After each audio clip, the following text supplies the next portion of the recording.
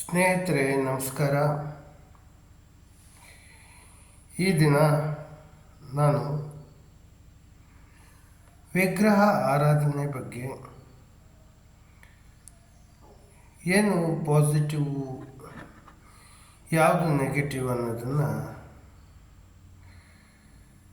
ನಾನು ಋಷಿಮುನಿಗಳು ಏನನ್ನು ನಮ್ಮ ಭಾರತಕ್ಕೆ ತಿಳಿಸಿದ್ದಾರೋ ಅದರ ಬಗ್ಗೆ ನಾನು ಮತ್ತೆ ಅದನ್ನೇ ಪುನಃ ತಿಳಿಸುವ ಪ್ರಯತ್ನ ಮಾಡ್ತಾ ಇದ್ದೇನೆ. ಯಾಕಾಗಿ ತಿಳಿಸ್ಲಿಕ್ಕೆ ಅಂದರೆ ಪ್ರಯತ್ನ ನನ್ನದು ವಿಗ್ರಹ ಆರಾಧನೆ ಬಗ್ಗೆ ಅಥವಾ ನಮ್ಮ ಹಿಂದೂ ಸಂಸ್ಕೃತಿ ಇದ್ರ ಬಗ್ಗೆ ಎಲ್ಲ ಋಷಿಮುನಿಗಳು ಏನನ್ನೇ ಹೇಳಿದ್ದಾರೋ ಅದೇ ಸತ್ಯ. ಈಗ ಇತ್ತೀಚಿನ ದಿನಗಳಲ್ಲಿ ಕಲಿಯುಗದಲ್ಲಿ ಹಿಂದೆ ಹೇಗೆ ಇನ್ನಿತರೆ ಯುಗಗಳಲ್ಲಿ ಸಾತ್ವಿಕರು ಇದ್ದರು, ರಾಕ್ಷಸರು ಇದ್ದರು, ಅದೇ ರೀತಿ ಆಸ್ತಿಕರು ಇದ್ದರು, ನಾಸ್ತಿಕರು ಇದ್ದರು. ಅದೇ ರೀತಿಯೇ ಇವಾಗ ಕಲಿಯುಗದಲ್ಲೂ ಸಹ ಆಸ್ತಿಕರು ಇರ್ತಾರೆ, ನಾಸ್ತಿಕರು ಇರ್ತಾರೆ. ಆದರೆ ಜಯ ಇರೋದು ಆಸ್ತಿಕರಿಗೆ. ಮೊದಲೇನೋ ಸೋಲನ್ನು ಆಗ್ಬೋದು ಆಸ್ತಿಕರಿಗೆ, ಆದರೆ ಆ ಸತ್ಯ ಅನ್ನೋದು ಏನಿದೆಯೋ ಅದಕ್ಕೆ ಜಯ ಆಗುತ್ತೆ. ಫಾರ್ ಎಕ್ಸಾಂಪಲ್ಲು ಹೇಳಬೇಕು ಅಂದರೆ ಹಿರಣ್ಯಕಶಿಪು ಅಧರ್ಮದಲ್ಲಿ ಹೋಗಿದ್ದ, ಹಾಗೆ ಅವನ ಮಗ ಧರ್ಮದಲ್ಲಿದ್ದ ಭಕ್ತ ಪ್ರಹ್ಲಾದ. ಹಾಗೆಯೇ ಭಕ್ತ ಪ್ರಹ್ಲಾದ ಆಸ್ತಿಕನಾಗಿದ್ದು, ಹಿರಣ್ಯಕಶಿಪು ನಾಸ್ತಿಕನಾಗಿದ್ದ. ಅದೇ ರೀತಿ ಈಗಿನ ಕಾಲದಲ್ಲಿಯೂ ಸಹ ಗುಡಿ ಗುಂಡಾರಗಳು ಅಂದರೆ ದೇವಸ್ಥಾನ ಮತ್ತು ವಿಗ್ರಹ ಆರಾಧನೆಯ ವಿರೋಧವಾಗಿ ಕೆಲವು ಅಜ್ಞಾನಿಗಳು ಏನನ್ನೋ ಅವರ ಮನಸ್ಸಿಗೆ ಬಂದಾಗೆ ತಿರುಚುವ ಪ್ರಯತ್ನ ಮಾಡ್ತಾ ಇದ್ದಾರೆ. ಋಷಿಮುನಿಗೆ ಹೇಳಿದ್ದು ಅಂದರೆ ಏನ್ಸಿಯಂಟ್ ಸೇಜ್ ಏನಿದ್ದಾರೆ, ಆ ಪುರಾತನ ಕಾಲದ ಋಷಿಮುನಿಗಳು ಹೇಳಿದ್ದು ಸತ್ಯ. ಉದಾಹರಣೆ ಸೂರ್ಯ, ಚಂದ್ರ ಅಂದರೆ ಆದಿತ್ಯಾದಿ ನವಗ್ರಹಗಳು. ಸೂರ್ಯನನ್ನ ಗ್ರಹ ಅಂತಲ್ಲ, ಅದು ಒಂದು ನಕ್ಷತ್ರ ಆಗಿದ್ರೂ ಸಹ ಮನುಷ್ಯನ ಮೇಲೆ ಯಾವ ರೀತಿ ಪ್ರಭಾವ ಬೀರುತ್ತೆ ಅನ್ನೋದನ್ನು ಸರಿಯಾಗಿ ಅವರು ವಿವರಣೆ ಕೊಟ್ಟಿದ್ದಾರೆ. ಅದೇ ರೀತಿ ಸೂರ್ಯ ಅಥವಾ ಇನ್ನಿತರೆ ಗ್ರಹಗಳು ಮಾನವನ ಪೂರ್ವಜನ್ಮದ ಕರ್ಮಕ್ಕನುಗುಣವಾಗಿ ಫಲಗಳನ್ನು ಕೊಡುತ್ತೆ. ಅದು ಗುಡ್ ಇರ್ಬೋದು, ಬ್ಯಾಡ್ ಇರ್ಬೋದು. ಅದನ್ನು ಯಾವುದೇ ರೀತಿಯ ಸಾಧನಗಳು ಇಲ್ಲದೇ, ಯಾವುದೇ ಒಂದು ಮೀಡಿಯೇಟರ್ ಇಲ್ಲದೇ ಆವತ್ತಿನ ದಿನಗಳಲ್ಲಿ ಋಷಿಮುನಿಗಳು ಅತಿಮಾನುಷ ಅಥವಾ ಮೆಡಿಟೇಷನ್ ಅಥವಾ ಬೇರೆ ಯಾವುದೇ ಮಾರ್ಗಗಳಿಂದ ಏನು ವಿವರಣೆ ಮಾಡಿದ್ದಾರೋ ಅದೇ ರೀತಿ ಕಲಿಯುಗದಲ್ಲಿಯೂ ಸಹ ಎಷ್ಟು ವಿಜ್ಞಾನ ಮುಂದುವರೆದಿದೆಯೋ, ವಿಜ್ಞಾನಿಗಳು ಏನನ್ನು ಕಂಡುಹಿಡಿದಿದ್ದಾರೋ ಅವೆಲ್ಲವೂ ಹಿಂದಿನ ಋಷಿಮುನಿಗಳು ಯಾವುದೇ ಸಾಧನಗಳಿಲ್ಲದೆ ಹೇಳಿದ್ದನ್ನೇ ಇವತ್ತಿನ ವಿಜ್ಞಾನ ಹೇಳ್ತಾ ಇದೆ. ಅಷ್ಟೇ ಅಲ್ಲದೆ ರಾಮಾಯಣ ಮಹಾಭಾರತಗಳು ನಡೆದಿದ್ದಕ್ಕೂ ಸಾಕ್ಷಿಗಳು ಇದೆ. ಹಾಗಾಗಿ ಇದು ಒಂದು ಸೈಡಲ್ಲಿ ನಾವು ಇಟ್ಟು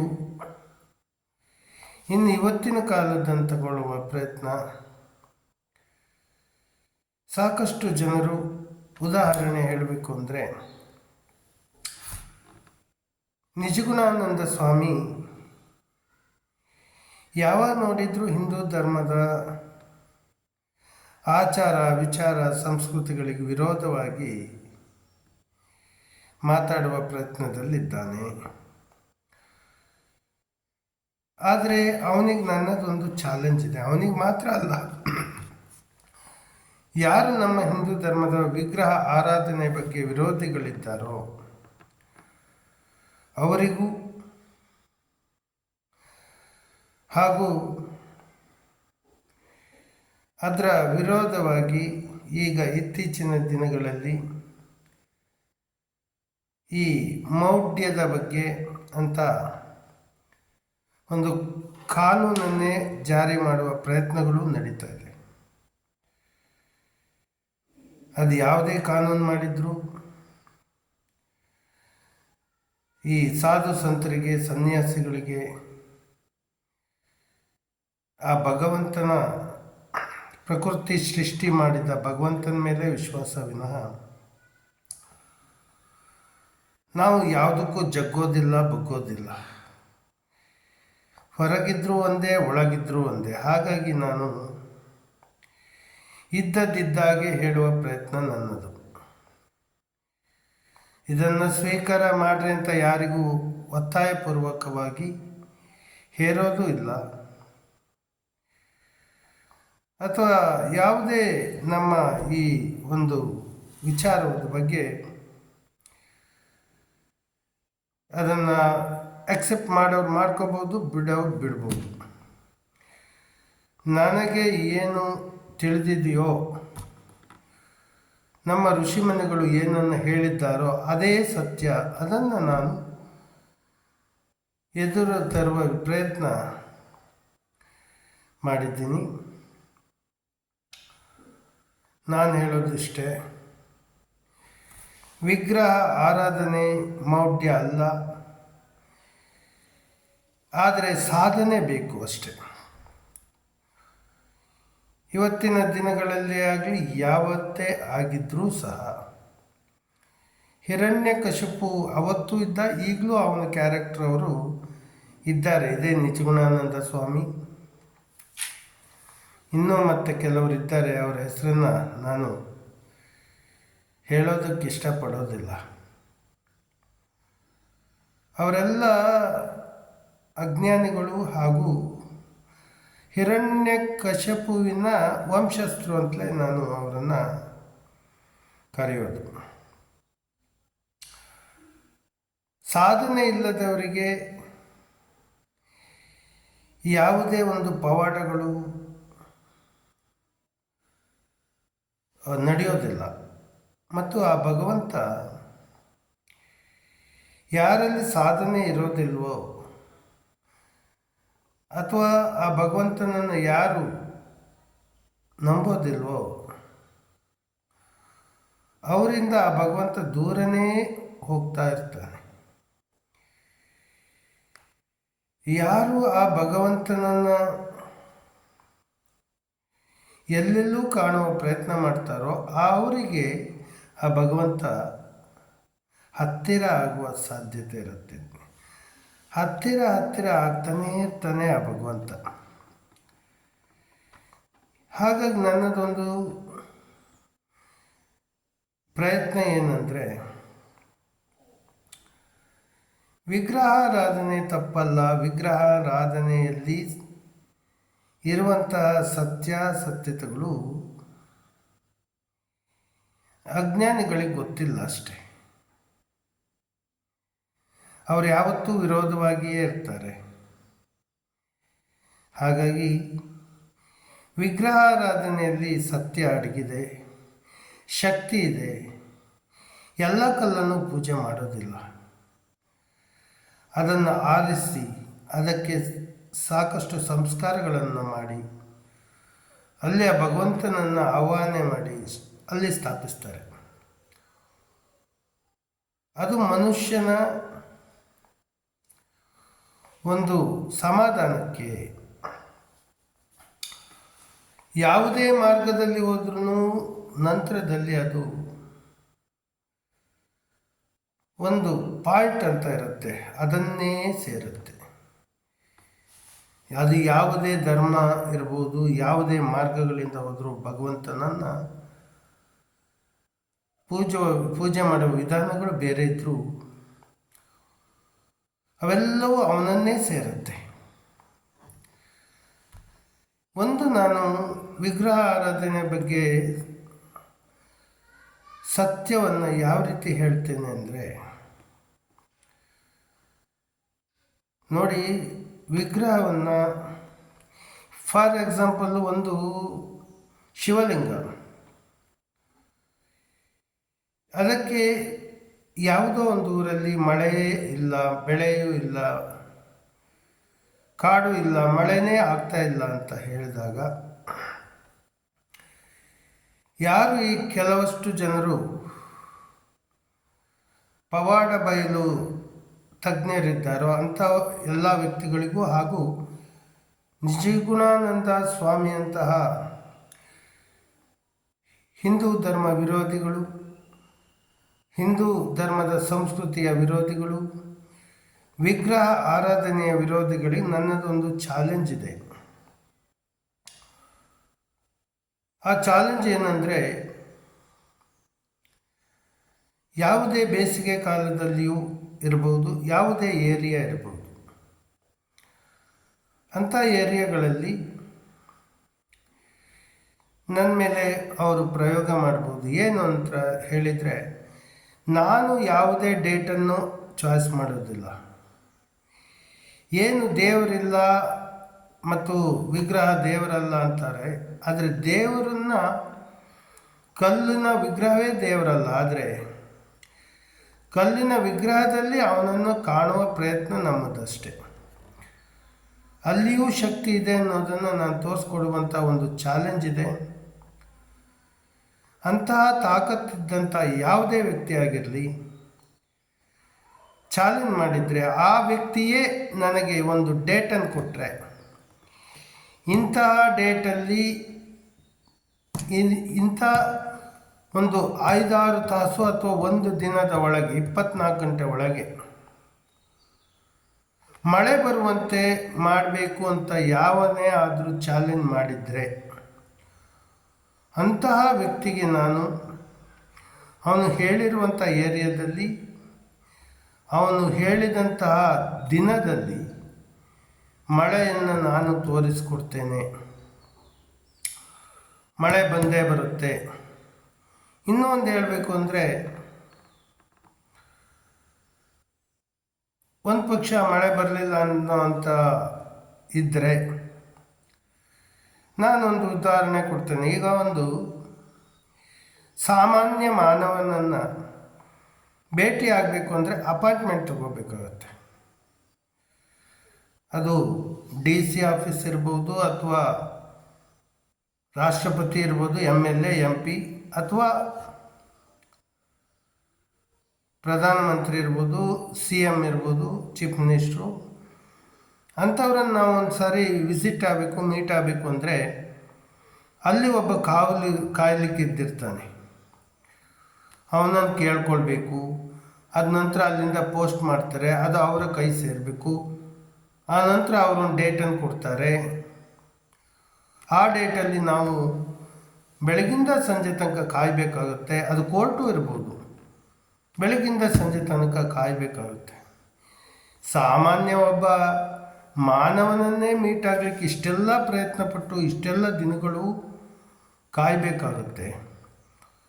ಹಾಗಾದರೆ ಆ ಭಗವಂತನನ್ನು ನಾವು ಸಾಕ್ಷಾತ್ಕರಿಸ್ಕೊಳ್ಬೇಕು ಅಂದರೆ ನಮ್ಮ ಮನಸ್ಸು ಎಷ್ಟು ಶುದ್ಧ ಆಗಬೇಕು.